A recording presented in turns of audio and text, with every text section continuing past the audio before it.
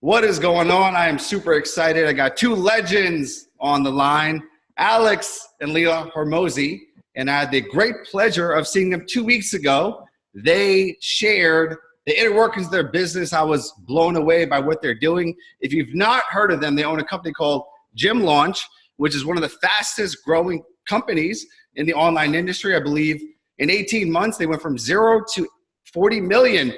And that is profound. That is powerful. It's growing every day, changing a lot of lives. And I'm super excited to have them on this show. So Alex and Leila, thanks for being on here. Well, thank you for having us. Yeah, thanks a lot. We're happy to be here. My pleasure. Let's kick things off. What is a quote or mantra that keeps you guys focused? I'm the quote one. The greatest threat to future success is current success. Can you elaborate on that? Yeah. I think especially nowadays, it's really common in the online space to embody a persona of success and like the cars and the vacations and this and that. And I think a lot of people think that that's actually what it looks like when you get there. But I can say for both of us, we didn't get into this for the money, the cars, any of that. We got into it because it was like hard work has always been in our blood and in our families. And we don't really know much else other than to shoot for a really high goal and work really hard to get there. And what we've noticed is that for a lot of people, they get a little bit of success and it gets to their heads and their ego then gets in the way. And they rest on their laurels and they don't continue to innovate. They don't continue to provide more value to the marketplace. They don't continue to grow. And they kind of just stay there and expect, because they're new entrepreneurs, that nothing will change and they will continue to be successful, when in reality, that is usually the point right before it goes downhill and their company, goes bankrupt or whatever. So we preach that to our team and to our clients, to always be innovating and improving and getting better. And so we always just have to remind ourselves that today's success does not dictate tomorrow's. That is powerful. That's powerful. Alex, do you have a mantra? No, I mean, for us, I used to joke about this with Leila early on in our relationship, but people were like, well, how long have you been together? I was like, well, we're week to week. But I joked about that because I feel that really strongly about like our customer relationships, is that independent of the contract that someone may have signed or the agreement they may have made with you from a sales perspective, from a fulfillment perspective, everything is day to day. Because it's always like, what have you done for me lately? And one of my favorite quotes is by Jeff Bezos, and he talks about how the customer will always be dissatisfied. And so what used to be amazing, like Amazon Prime 2-day delivery was like life-changing. And now if we get the 2-day instead of the 1-day, you're disappointed. You're like, Jeff, come on. You know what I mean? What do I have to do? Wait here all day? Like 2 days to get my deliveries? But it's because customers will always want more. And so like the nature of business is that like, since customers are always evolving and raising their standards, like the business needs to do the same thing. And it really just echoes off of what Leila said, but it's really based on ego. And then people become unteachable. And so for us, we're just always trying to just take absolute extreme ownership over all of our client outcomes so that we can never blame anyone for anything. Because if someone doesn't succeed, it's 100% our fault. Because if we blame a client, we don't improve. Right? And so the idea is, how low of a client can we get to succeed? How unskilled of a person, how unmotivated of a person can we reach and still make successful?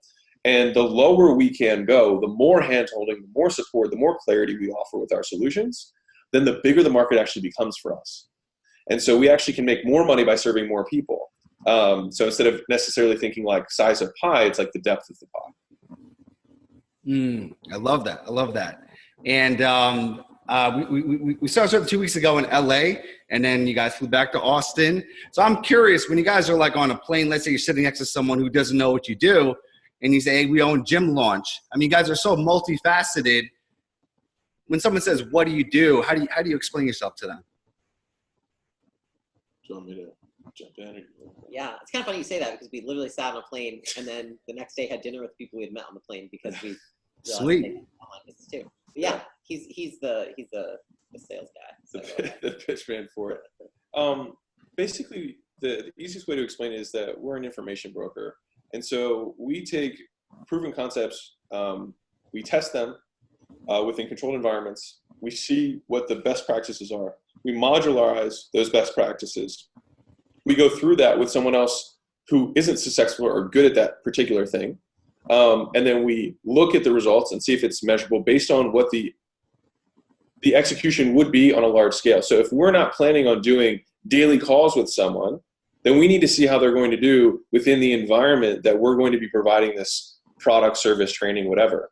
And then if we have the measurable result from that intervention that we deem positive, then only at that point do we roll it out to everyone else. And so basically, we're continuing to innovate the actual process from like a client pipeline standpoint. So we see the business in 5 core places, right? You have lead generation, lead nurture. So lead generation, getting the names and phone numbers and emails. The lead nurture process, getting them to schedule and show. Sales, getting them to give you money. Fulfillment, getting them great results. And then retention and ascension. So getting them to buy again and then buy more expensive stuff. And so when we look at the business from that standpoint, we're always trying to improve one aspect of that. And then we get feedback loops from our customer service team to find out where the biggest hole is today. And so then we focus all of our attention on that hole, take the best performing people for that product, that issue, and then find the best practices, apply them to the worst. And then as long as we have a measurable positive result, we move forward. And that's how we continue to innovate the actual model. And so that's where I say like we're like an innovation broker. To somebody who's a pure layman who like really doesn't know anything about the space, I see that we're a white label do-it-yourself franchise. It's the easiest way to say it. I don't like the term franchise, but for somebody who's not familiar with it, we provide all of the frameworks that a franchise would be able to provide, except instead of you building my dream, you build your own. And so you're Joe's Fitness. No one needs to know that GymLaunch exists. Your wife can still think you're absolutely crushing it all of a sudden. But we just know what the best practices are for the best products, the best promotions, the best price points, the best way of attracting and hiring people, what the compensation should look like, what the schedule should look like, all of these things, and then what the transitions need to look like going from 0 to 100 members, 100 to 250, 250 to 400, 400 plus. Like we know what that looks like and what the model needs to evolve to because it's a dynamic thing. It's not just like go here because a lot of people aren't there yet. And their organizational structure has to adapt based on the level of their business. And so that's what we do. I love that. Love that. So let's say the person says, hey, I know a gym owner. They would be a perfect person to work with you. Who is like your ideal client to work with? So fine, go ahead. I was just reading our new avatar draft today. So. Yeah. Ideally, like if in a perfect world, everyone that would come in would probably be a married couple or a gym owner who has a second in command, meaning that they have their right hand in the gym, right? That's not everyone that comes in. I would say that that's probably what 60% of people that come to our business. Yeah. And then, somebody who doesn't have like limiting beliefs around money, limiting beliefs around price points, that's just a lot. Like talking about someone who we can go speed from 0 to like 7-figure gym. If you have all these beliefs in place, then all they do is just execute. For people who come in who don't have a right-hand man and who have, pricing and limiting beliefs, we get them there. It just takes longer to break those people's beliefs. And we have to actively break the beliefs before they'll execute the next thing because they have their own limitations.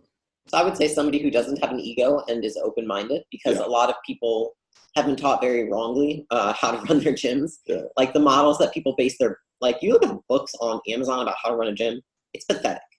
What is out there is like, okay, how do you run a gym in the red for forever? So in the 1980s. Yeah, in the 1980s. Seriously, and like the people that are still gurus out there because they were successful in the 1990s, it doesn't work nowadays. The price points, the value ladders, like nothing does. So people who are open-minded and ready to execute. So currently, the average gym, what profit margin do they run at? 8 to 12%. 8 to 12%. Wow. And the people that you work with, how do you get them to maximize their profits? So this is a point where like a lot of, I would probably say, internet gurus would be like, we have 70% margins, blah, blah, blah. What we really honestly get people to is about 30% margin, but we usually triple the revenue. And so we actually have, so like the average gym adds average, and this is something that no one will ever talk about, right? No one ever wants to talk about their average outcome because the average outcome is 0 for most like business products in the internet marketing space or even the fitness space, right? But our average gym adds $250,000 a year in revenue. Not the top gym, the average gym, the median gym, like number 500. That's how much he adds in revenue, right? And so if we take somebody like that and then we can push their margin to 30%, just from the 250 that they got extra, they'll make an extra 70 grand a year. Now, the reality is that from their original gym, a lot of times they were breaking even. And so like that is all of the money, like the 70 to 90-ish thousand take home is what they're able to make. Now, the difference, I was actually talking to a friend of mine earlier today, is that a lot of people transition from being a personal trainer to being a gym owner, and they see all of the additional revenue. The main plus side of being a gym owner is that you don't have to do like you don't have to train. And so like if you work, for lack of a better term, balls to wall, when you're a trainer, right, and you're trading, most of your time for hours, whatever, and you're working 10 hours a day, 11 hours a day training sessions, you can make about the same income as you are as a gym owner. Wow. Yeah, you're right. But you have to work all 11 hours of those days. Whereas what we have, our guys, we'll usually take people from there, and then we can totally remove them from the business within 6 months. And so that's the difference. Wow. Obviously, I'm giving you average numbers. Our top guys all do $1.5 million a year. I mean, like our top guys run almost, the top guy right now has about $2 million a year in revenue from one location. Another guy is doing about $2 million a year, and so we've got the super successful gyms. But I'm talking the average gym that comes in is able to add $250,000 a year in revenue, and they'll usually get their revenue up to $500,000, $600,000 a year, and then they'll be able to take home a decent margin. That's fascinating, because I guess a lot of times we'll go to a gym and be like, oh, the gym owner is so successful. They have so many members, and a gym could be grossing $1 million, but take home is like $80,000 a year. And to have that crazy responsibility, is it really worth all that stress? It's stressful. Yeah. It is. And that's where the differentiation of the model is so important, is not like Peter Thiel, who's like 0 to 1, the investor billionaire. He says that competition is the opposite of capitalism, which I think is really interesting. Because capitalism is the acquisition of capital, is being able to make as much money as you can. That's what capitalism is, right? Competition destroys profit margins and destroys the acquisition of capital. And so ironically, a lot of people think capitalism and competition are the same thing when they're totally polar opposites. And so our whole goal is to be able to help our gyms provide more value by satisfying multiple customer needs. And then by doing that, they get away from being a workout facility where they have to compete on price and be able to have more specialized pricing. They can sell $3,000 packages, things like that, to really increase their margins, et cetera. Love that. Love that. One thing you touched upon, and something I'm very fascinated with, is the art of breaking beliefs. And if someone's listening to this and they don't even know what that means, can you explain to a layman? Yeah, I can say it probably in really layman terms. The art of breaking beliefs with your words, being able to change someone's mind within a matter of minutes. So it's something Alex is really good at. And a lot of it is tied to not just being able to emotionally bring someone into the conversation you're having with your audience, but also using the facts to back it up and the way they say it. I think that's probably a huge piece of feedback we get from Alex's content that people tell me, is they're like, man, he literally broke my beliefs in like 2 minutes. And so a lot of times, I think when it comes to breaking, because breaking beliefs sounds like this amorphous thing, right? Whereas really what it is meeting someone where they are and then leading them through the exact same epiphany that got you from where they are to your current belief set, right? And so if I were trying to break a belief around people buying multiple services, right? So if I say, hey, I want you to sell supplements to all your clients, right? And they're like, well, they're not going to want to buy my fitness services if they're buying supplements. That might be the natural belief that the person has, right? And I'd be like, okay, so the easiest way to think about this is that when my grandmother used to feed me when I was a younger lad than I am now, right? I used to go to her house and she used to have 10, 11 bowls of food, full family, 10 people couldn't finish this amount of food. And I'd go there alone. And I'd go not eating breakfast or lunch, just knowing that I was going to have to go through this onslaught, right? And so I'd eat until I was full. And then as she's clearing the plates away, she'd bring in dessert. She couldn't understand English. So I'd be like, please no. I'm sweating. You know what I mean? Please no. And then and she'd bring me, of course, some pie or whatever. And of course I'd have a slice or two, even though I was already full. And one day I came with my dad and same charade. And she's walking away clearing the plates and I said, please no, I'm so full. And she says something back and he starts cracking up. And I'm like, what did she just say? What did she just say? This vicious person. I'm kidding. She's my grandma. She's sweet. And he starts cracking up. He's like, she just said, well, you filled up your dessert stomach, but your you filled up your dinner stomach, but your dessert stomach's still empty. And so, and then she would, of course, bring out the extra slice and I'd eat it. But consumer spending is the same way. And so I used to think that if someone bought fitness services, they would then not buy supplements, when it's totally two separate things. Just like somebody has a grocery budget, that doesn't in any way affect their restaurant budget. It may still be food, but they're totally different spending compartments, just like the stomachs, right? And so for us, we'll show someone, hey, let's maximize each of these pockets so that we can maximize lifetime value of the customer, satisfy multiple needs, and then by extension, spend more in the acquisition, reach more people, help more people, et cetera. And so that would be an example of like, that's what I used to believe. This is what I believe now. And then this is the process that got me to understand that. And I had hundreds of clients who would literally make payment plans for fitness programs, and then like 2 days later come in and spend 3 times that amount on supplements. Wow. It's just an entirely different spending vertical. So that would just be an example of like a belief that I would have to break with, and so we just give them the stories of like, this is how I stumbled onto this, and that's how it works. You know what I mean? And then usually they have to see it happen. So they believe it enough to try it once. And then when it happens, then it becomes real for them. And then they're good to go. That's powerful. That's powerful. So if someone wants to get better at breaking beliefs, a lot of it's, thinking about stories and analogies to kind of bridge the gap between someone's like limiting belief compared to where you want to take them. Yeah. And I think a lot of things that help is also just having social proof. Mm-hmm. We have guys who really struggle to sell a $99 a month membership. And then in their first 7 days of working with us, we're going to say, hey, you're going to sell the same amount of time for $600. And they're like, holy crap, like, how am I going to do that? But then they see literally hundreds of other gyms who did the exact same thing saying, I struggled to sell $99 a month membership. And then now because I packaged it this way, I was able to sell it for $600. And then all of a sudden they start to believe. Love that. Love that. I'm going to change gears now, because I remember we were in the hallway and then you gave me this insight, and I've been thinking about it for the past 2 weeks, but it was along the lines of how marriage was a catalyst to grow your business. Yes, Leila has made me more money.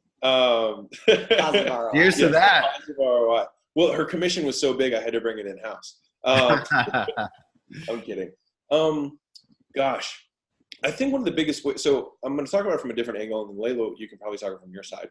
So when we got together, it's like a lot of people, we were in a relationship, we were working together. So most people were like, we're basically married. They say that kind of thing. But the thing is like, you're not basically married, you're not married, right? And so what happened was, the moment we actually decided to get married, because I looked at Leila and I was like, this just makes too much sense. You like the same things. You're everything that I've wanted on paper. I'm just choosing to be chicken, right? So like, let's do this. And she was like, all right, let's do it. And so once we committed and we got married, all of a sudden your plan B, your exit plans, all of a sudden disappear. And the amount of attention that you get back from all of the semi-flirtatious conversation that you used to have on Facebook with the people that you still like, their comments just in case to let them know that you're still there, like all of that stuff disappears, right? And then all of the thoughts of like, I have to keep this line open. What if this happens? Maybe for Leila, she was continuing her online business because she had an online fitness business while we were starting GymLaunch, because she was like, just in case this goes to shit, I need to have something, right? But the thing is like, even if you're just putting some of your attention, we have a really hard time allocating 10% of your attention. It's really just like half. If you have 2 things, half your attention goes to it, even if it's way smaller, which is why most new entrepreneurs are trying to do 2 things at once and can't accomplish either. Right. And so for us, marriage made us so much more money because it forced us to both be like, okay, so we're both in this. Great. And then as soon as we both cut all the other things off our plates is when the business took off. Wow. Is for me, when I think of us being in a relationship and not married yet, but working together, it makes me think of being very indecisive. So when I think of a relationship where people are like, yeah, we're basically married, I'm like, you're really indecisive. Because it's having the courage to make that decision is what it really is. And you have to make the decision even though you're not guaranteed it's going to work. And most of the time, you're not sure, because nothing can really describe how you feel once you actually get married. Because even if you're like us and you're like, stupid, we don't like social norms, we don't follow the rules, all that, there's still something about getting married that there's a sense of insane security and trust once you do it. And so it felt like we finally made the decision. And then once you make a decision, if you're a person of action, right, then you're like, I'm going to do everything in my power to make sure that I made the right decision. And then you're going to put all the work into it. So then we made sure like we went through every issue we'd ever had, arguments, you know, things that bothered each other, and we sorted them all out. We talked about all of them. We were very transparent.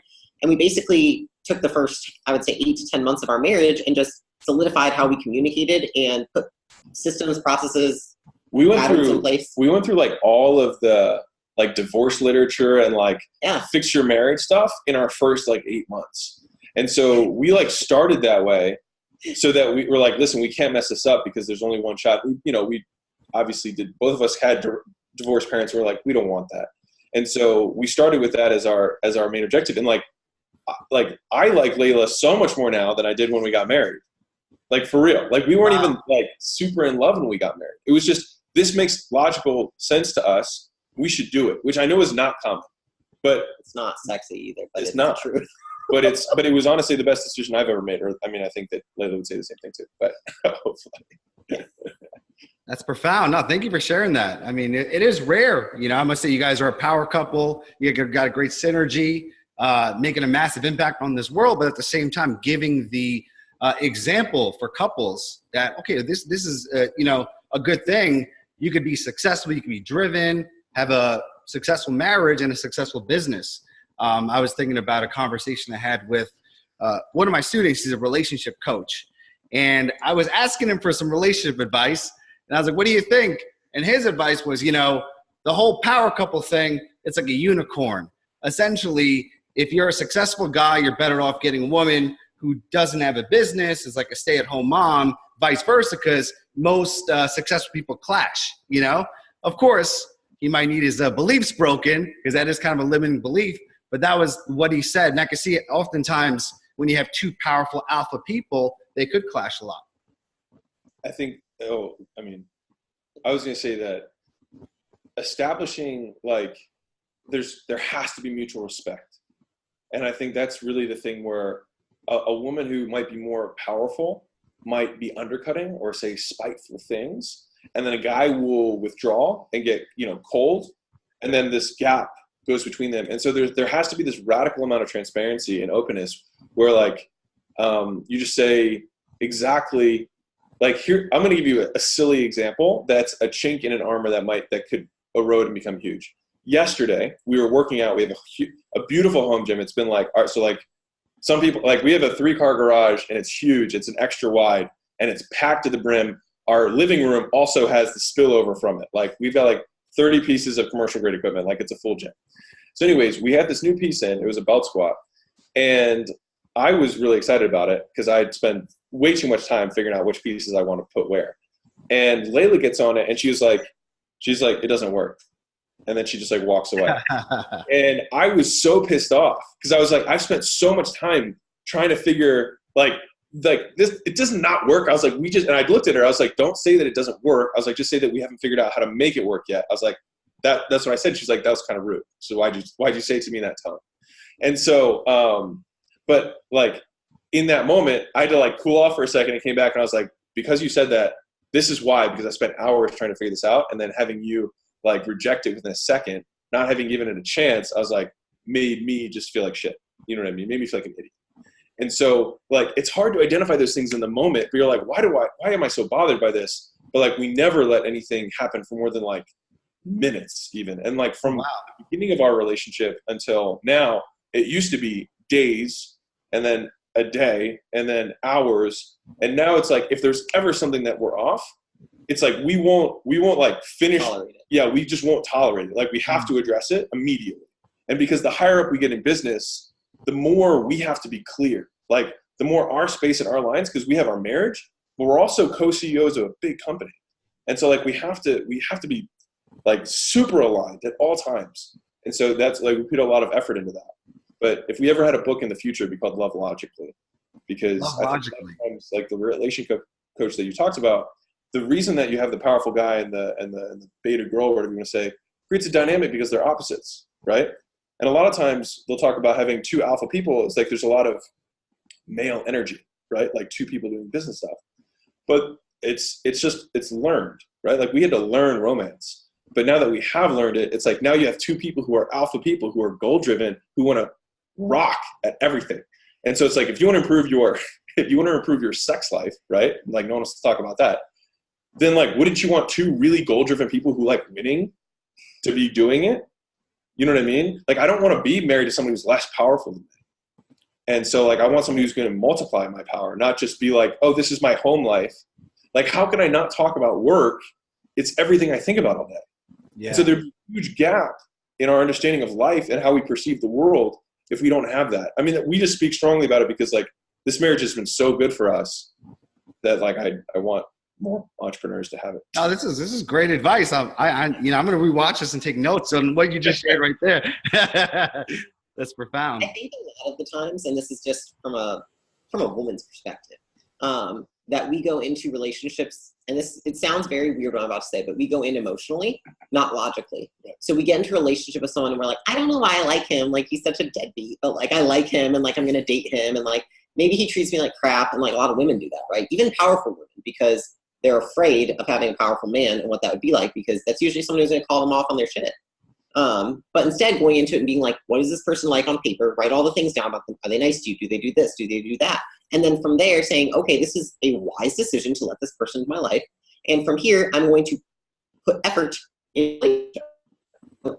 We built ours very slowly. And it's funny, but it's like, even though it was built more slowly than any of our prior relationships, it's been more powerful and we've been more in love with each other than anything we've had in the past because we've been so intentional about it. Yeah, we'll both be the first to say it. We did not have like the chemical explosion that most people experience when they first start dating.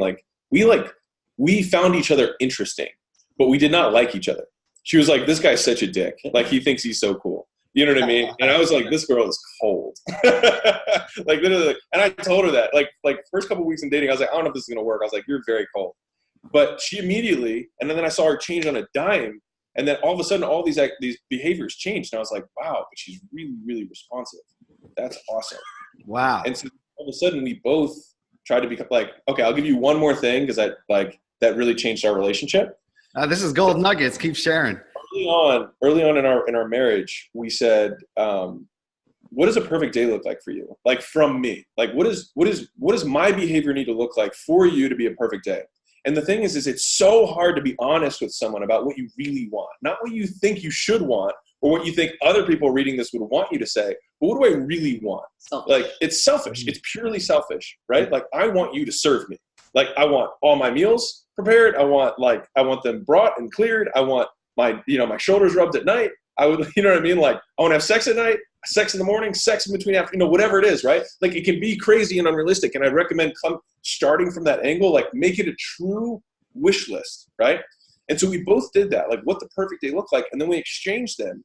And then when we both saw what the cheat codes actually were, I was like, babe, I can do this. I didn't know you wanted that. She was like, yeah. I was like, I can do that. That's not a big deal. And she was like, really? And I was like, yeah. And then it was the same thing first. She's like, oh, I can do this instead of that. Like, I thought you liked the bread without the crust. Like, I can leave the crust on. Like, I don't care. You know what I mean? Wow. And so, give it as an example. But as soon as that happened, it felt like we had the cheat codes to each other. And then all of a sudden, she's doing all the things that I love. And I was like, God, I love this girl. Like, she's just fucking perfect. She does everything exactly what I wanted. And then it's the same thing because we both wanted the relationship to succeed. And so that was like probably one of the biggest turning points in our relationship. Not even turning point, but like big, rocket boosters for us was. Yeah, I mean, it's really just an exchange of value. I think that people think that marriage is like locked in, you sign the contract, you don't have to put the effort in. It's like, no, you should be providing value every day for that person. So like every day, have I told Alex how awesome he is at least 3 or 4 times? Like, I always have to check myself mentally for these things. And I think he does the same thing. It's like, make sure every day he says thank you. Every day he says, I so appreciate how you make my breakfast. I so appreciate this. And like, we each do that every day. So just consistency upon the exchange of value. Yeah, that's very powerful. That's right. And I've read that a lot in different books. The fact that like relationships that are constantly adding value to each other, they don't want to go elsewhere because they're getting all their needs met, same values, and it's funny. Everyone wants to talk about unconditional love, and we both think it's BS, total BS. Like the marriage is just a commitment that you're going to stay together, but that's like where the work begins. You know what I mean? Like, not where the work ends. And so like, I'm more in shape now than I was before we were together, because I think that you know what I mean? Like, it's just, I want all of those things that she wants, all those needs, like you just said, to be satisfied within our relationship. We're just strong believers in no such thing as conditional love. Like, it's all conditional, but that's okay, because once it's conditional, you can control it. Yeah. Because they meet the Ebb and condition. flow. Right. You can meet them. Now that exercise is really powerful of having like your ideal day and how you want your mate to treat you. Now that's something you would evolve as well as your lifestyle changes and eventually, let's say you start a family, what have you. That's something that you're always trying to meet them at where they are. That's really powerful. Yeah, and I think it's also like, just like in a business, you have to, every couple months, you're like, this meeting doesn't serve a purpose anymore. Like it might be the same in a relationship. Like, it doesn't make sense for us to do this anymore. Let's do this instead. Awesome. And speaking of the future and legacy, I'm going to leave off with this final question because I really admire what you guys have accomplished, the amount of people you're helping, lives you're changing, and also living by example, being a power couple, a successful business owner who's always innovating, always over delivering. What do the Hormozis want to be remembered for? Looking 50 years in the future. It's a deep question. Think about it, but what do you want to be remembered for?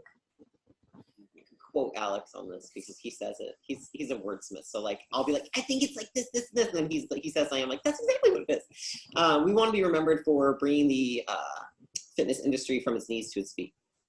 So really turning around the industry. When we got into it, from a perspective of somebody who's a personal trainer and had gone to a lot of coaches and gurus, it felt like when we really dove in, like nobody actually cared, right? There was few and far between.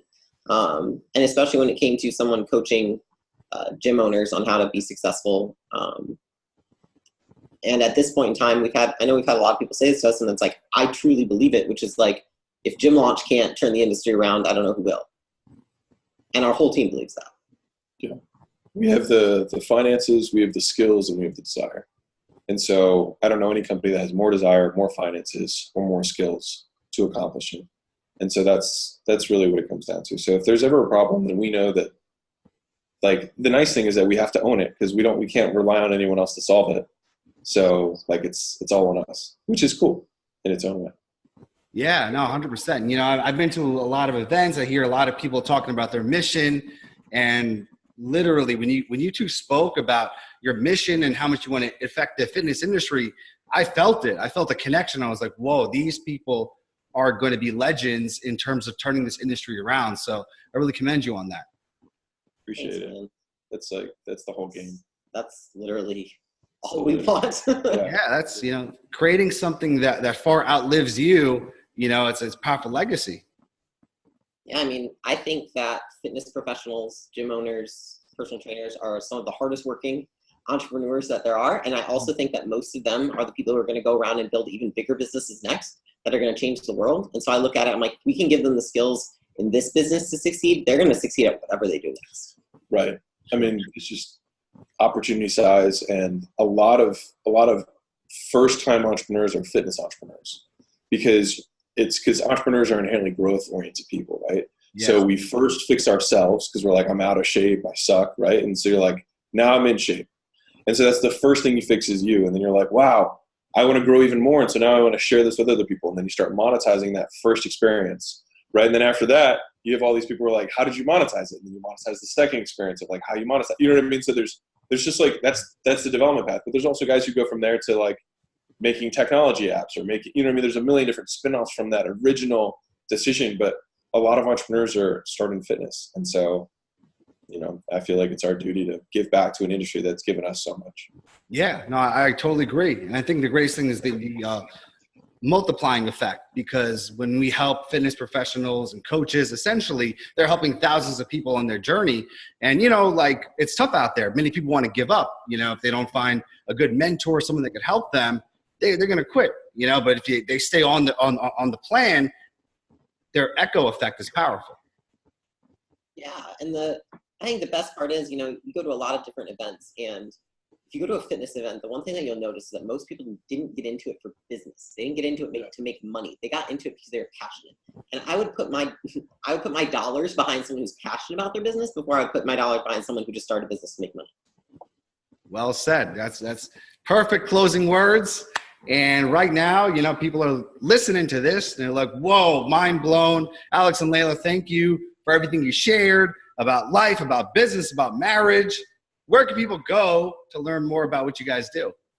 So if you're a gym owner That's really probably there's two places you can find stuff. If you want to see what we do, you can go to idon'thatemoney.com, and that's if you don't hate money. If you do hate money, definitely don't go there. idon'thatemoney.com. And then if you just want to kind of enjoy this and you like podcasts, you can go to alexspodcast.com, ALEXS podcast.com. And that'll route you to the Gym Secrets podcast, which is all of our stuff on how we sell, how we've grown as entrepreneurs, how to scale a company, that kind of stuff. Yes, I'll put that in the show notes. And when you guys decide to launch relationship launch, sign me up. I'll be your first client. Whatever you charge, I'll pay it. Got the secret. Marriage launch. Yeah, Hook a brother up. Yeah, not done for you, done with you. We'll help you find your bride, right? That's a big one for us. Yeah, teach me the secrets. No, what you shared today was very powerful. I really appreciate it. 100%. Thank you for having us, Ron. Yes. Take care, guys. Bye, Jake.